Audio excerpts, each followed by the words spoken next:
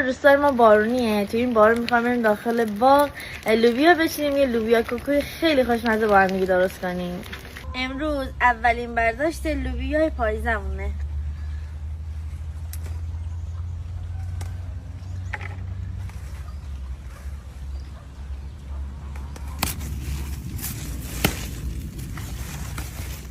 دو تا هم هویج بچینم.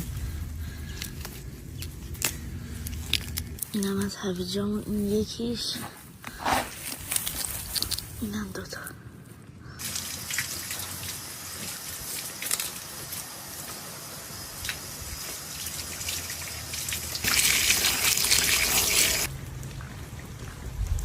لوبیاهاتون رو خورد کنید و بذارید بپزه.